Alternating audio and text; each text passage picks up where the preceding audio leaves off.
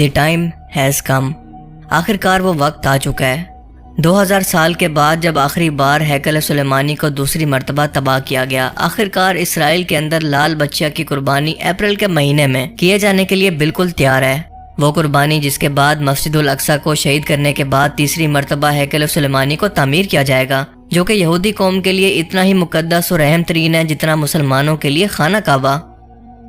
یہ گولڈن ڈوم جو کہ آپ اپنی اسکرین پر دیکھ رہے ہیں، یہودی اس کے بارے میں مانتے ہیں کہ یہاں پر موجود یہ پتھر اس کائنات کا مرکز یا سینٹر ہے۔ اسی پتھر پر آدم علیہ السلام کو پیدا کیا گیا، اسی جگہ پر حضرت ابراہیم علیہ السلام نے اپنے بیٹے کی قربانی کی کوشش کی، جس کی جگہ پر مینڈے کو لا کر رکھ دیا گیا۔ اس قربانی کے بعد تیسری عالمی جنگ کی پیشن گوئی تورات اور تلمود کے اندر بیان کی گئی ہے، جس کا ذکر انجیل مقدس اور اسلامی روایات کے اندر یعنی حدیث مبارکہ کے اندر بھی موجود ہے۔ انجیل کے اندر اس کو آرمگیڈن اور حدیث مبارکہ کے اندر اس کو کہا گیا ہے جنگ ہرمجدون۔ اسرائیل کے اندر 2000 سال کے بعد 5 لال بچیاں کو امریکی ریاست ٹیکسس سے $5 لاکھ دے کر اسرائیل میں منگوا لیا گیا ہے، جہاں پر انتہائی احتیاط کے ساتھ ان کی نگرانی کی جا رہی ہے،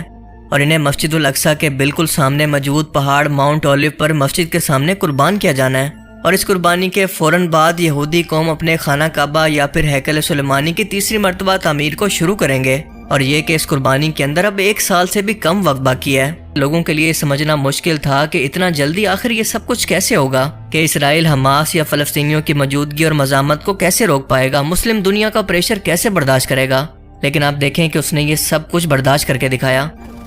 اس وقت غزہ کے 5 حصوں میں سے الرفا کے اندر مظلوم فلسطینی پناہ لیے ہوئے ہیں، لیکن اسرائیل یہاں پر بھی مسلسل فضائی ایئر اسٹرائک کر رہا ہے۔ 18 لاکھ لوگوں میں سے 15 لاکھ لوگ ایک ایئرپورٹ جتنی تنگ جگہ کے اندر قیدیوں کی طرح زندگی گزارنے پر مجبور ہیں۔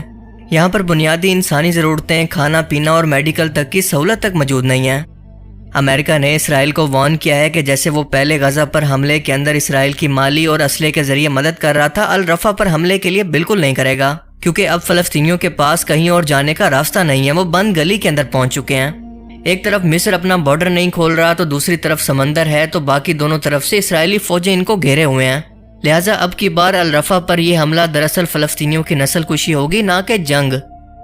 لیکن اسرائیل نے واضح طور پر یہ کہا ہے کہ چاہے امریکہ اس حملے کے اندر اس کی مدد کرے یا نہ کرے، لیکن وہ پھر بھی رفح کو مکمل طور پر تباہ کر کے فلسطینیوں کا وجود ہی اس سرزمین سے ہمیشہ کے لیے مٹا دے گا، ورنہ یہ لوگ اپنی جان بچا کر خود ہی یہاں سے بھاگ جائیں۔ اب آپ لوگ خود سمجھ سکتے ہیں کہ اسرائیل ایسا کیوں کر رہا ہے۔ ظاہر سی بات ہے کہ 3rd ٹیمپل کی تیاری کے لیے۔ وہ نہیں چاہتا کہ اس دوران کسی بھی طرح سے غزہ سے ان کو مزاحمت کا سامنا کرنا پڑے، لہٰذا ان کا پتہ ہی ہمیشہ کے لیے صاف کر دے۔ دوسری طرف وہ مسلمان امت کی نبض کو بھی دیکھ چکا ہے کہ ان جیسے بے حس بے غیرت حکمران موجود ہوں تو اسے زیادہ سوچنے کی ضرورت ہی نہیں ہے، جنہوں نے اپنے مسلمان بھائیوں، عورتوں، بچوں کو اسرائیلی فوج کے رحم و کرم پر چھوڑ دیا ہے۔ یہاں تک کہ خود سعودی عربیہ یمن کے حوثی باغیوں کی طرف سے اسرائیل کے شپس کے لیے سوئس کینال کا راستہ بند کرنے کے بعد سے اسرائیلی آرمی کو یہ آئل اردن کے راستے یعنی بائی روڈ یہ تیل پہنچا رہا ہے، اور یہی وہ تیل ہے جو کہ اسرائیلی جہازوں کے اندر غزہ پر بمباری کے لیے استعمال ہوتا ہے یا پھر ان کے ٹینکوں کے اندر استعمال ہوتا ہے۔ بحرین، قطر، یمن، لبنان، اردن نے کافی حد تک غزہ کی مالی مدد تو کی ہے، لیکن سعودی عربیہ، UAE اور ایجپٹ یعنی مصر جیسے ملک ٹوٹلی بے حس ہو چکے ہیں۔ پوری مسلم دنیا کو تو چھوڑ دیں، اگر صرف عرب ملک اکٹھے ہو کر اسرائیل کے خلاف ایک طاقت بن جائیں، اس کا بائیکاٹ کر دیں، تو اس کا وجود ایک دن بھی باقی نہیں رہ سکتا۔ مگر افسوس کہ یہ عجمی مسلمان ہیں، عربی نہیں، کیونکہ عربی مسلمان تبھی ختم ہو گئے تھے جب ان سے سلطنت عثمانیہ نے بادشاہت چھینی تھی، جیسا کہ اللہ نے قرآن کریم کے اندر فرمایا تھا، جس کا مفہوم ہے کہ اگر تم اس فرمان کو پیٹ دکھاؤ گے جو کہ تمہیں بھیجا گیا تھا یعنی قرآن کریم کو، تو تمہیں ہٹا کر کسی اور قوم کو لے آئیں گے جو کہ اللہ کی فرما بردار ہوگی۔ عربوں سے پہلے بنی اسرائیل قوم اللہ کی لاڈلی امت تھی، اور اس نے بھی اللہ کے پیغام کو جب پیٹ دکھائی تو ان کی جگہ عرب کو دنیا کی خلافت سونپ دی گئی، اور جب عرب نے بھی بالکل اسی طرح سے اللہ کے قرآن یعنی اللہ کے پیغام کو پیٹ دکھائی تو ان سے دنیا کی خلافت کو چھین کر سلطنت عثمانیہ کے حوالے کر دی گئی۔ اس لال بچیا کی قربانی کے بعد تیسری عالمی جنگ کی پیشن گوئیوں اور پھر دجال کے ظہور کی پیشن گوئی علامی کتابوں کے اندر قیامت کی آخری نشانی کے طور پر موجود ہے۔ یہودی قوم جس آخری مسیح کی 2000 سال سے منتظر ہے، وہ تورات کی پیشن گوئی کے مطابق حضرت عیسیٰ علیہ السلام تھے، جنہیں اس قوم نے سازش کروا کر رومی بادشاہ کے حکم پر سولی پر لٹکانے کی کوشش کی، لیکن اللہ نے انہیں زندہ آسمانوں پر اٹھا لیا۔ اور اب کی بار جو مسیح ان کا تیسری عالمی جنگ کے بعد ان کا بادشاہ بن کر سامنے آئے گا، وہ دراصل جھوٹا مسیح یعنی دجال ہوگا، جس کا خاتمہ کرنے کے لیے عیسیٰ علیہ السلام دنیا کے اندر واپس آئیں گے، کیونکہ اللہ کے رسولوں کو ان کا پیغام پہنچانے سے پہلے قتل نہیں کیا جا سکتا، لیکن اس بار وہ رسول نہیں بلکہ رسول اللہ کا امتی بن کر دنیا کے اندر واپس آئیں گے اور اس فتنہ عظیم یعنی دجال کا خاتمہ کریں گے، جسے ختم کرنا کسی اور کے بس میں نہیں ہوگا۔ وہ دین اسلام کو پوری دنیا پر نافذ کریں گے۔ حضرت عیسیٰ علیہ السلام اس وقت دمشق کی ایک جامع مسجد پر آسمان سے فرشتوں کے کندھوں پر ہاتھ رکھ کر تشریف لائیں گے، جب امام مہدی علیہ السلام اور ان کی فوج کو دجال اور اس کی فوج نے دمشق کے ہی کسی مقام پر کسی جگہ پر گھیر لیا ہوگا۔ حدیث مبارکہ کے مطابق امام مہدی علیہ السلام کا ساتھ دینے کے لیے یا پھر ان کی فوج کے اندر جو کالے جھنڈوں کی جماعتیں شامل ہوں گی وہ عرب کے مشرق یعنی آج کے ہندوستان، پاکستان، ایران اور افغانستان کی طرف سے آئیں گی، جنہیں اس وقت خراسان کہا جاتا تھا۔ اللہ کے رسول نے فرمایا تھا کہ ان فوجوں کا رخ کوئی پھیر نہیں سکے گا، ان کو کوئی نہیں روک سکے گا، یہاں تک کہ وہ ایلیا یعنی یروشلم کے اندر جا کر موجودہ اسرائیل میں جا کر امام مہدی علیہ السلام سے ملاقات کریں گی، ان کی فوج میں شامل ہو کر امام مہدی علیہ السلام کی خلافت کو قائم کریں گی۔ اب اس پیشن گوئی کے مطابق یہاں پر یہ بات سمجھنا انتہائی ضروری ہے کہ یقیناً اس وقت خراسان کے اندر خلافت کا نظام قائم ہو چکا ہوگا، تبھی تو وہ فوجیں امام مہدی علیہ السلام کا ساتھ دینے کے لیے یا پھر ان کی مدد کرنے کو پہنچیں گی۔ اللہ کے رسول نے فرمایا تھا کہ اگر تمہیں گھٹنوں کے بل گھسیٹ کر بھی جانا پڑے تو امام مہدی علیہ السلام کی فوج کے اندر شامل ہو جانا، کیونکہ وہ جنتی لشکر ہوگا۔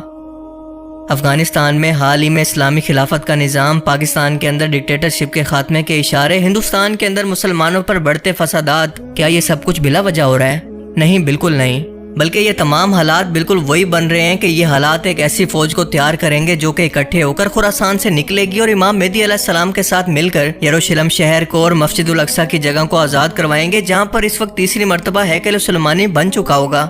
اور یہاں پر ہوگی وہ تیسری عالمی جنگ جس کے بارے میں اللہ کے رسول صلی اللہ علیہ وسلم نے فرمایا تھا کہ یہ اتنی خون ریز ہوگی کہ اگر ایک شخص کے 100 بیٹے ہیں تو 999 اس میں قتل ہو جائیں گے، صرف اور صرف ایک باقی رہے گا۔ لیکن اس خون ریز جنگ کے بعد یا پھر مشکل کے بعد اللہ تعالیٰ آخر کے اندر مومنین کو یا مسلمانوں کو فتح دے گا۔ یہودی، عیسائی اور منافقین شکست کھا کر بھاگیں گے اور یہودی فوج چھپ کر غرقد کے درخت کے اندر پناہ لے گی، جس کا وہ آج جگہ جگہ پر اسرائیل یا یروشلم کے اندر پورا بھاگ لگا چکی ہے۔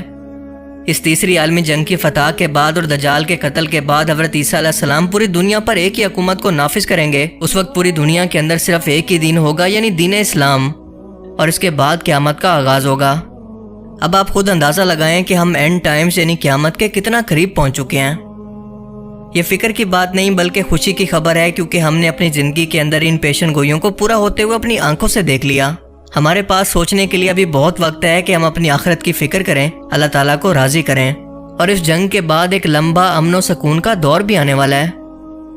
ہم انسان چاہیں یا نہ چاہیں ہمیں موت تو ویسے بھی ایک نہ ایک دن آنی ہے، تو کیوں نہ ہم ان خوش نصیب لوگوں کے اندر شامل ہو کر ہمیشہ کی جنت کا سودا کریں، جو امام مہدی علیہ السلام کے ساتھی اور رسول اللہ صلی اللہ علیہ وسلم کے فرمان کے مطابق جنتی گروہ کے اندر شامل ہوں گے، جنہیں آپ نے خود جنت کی بشارت دی۔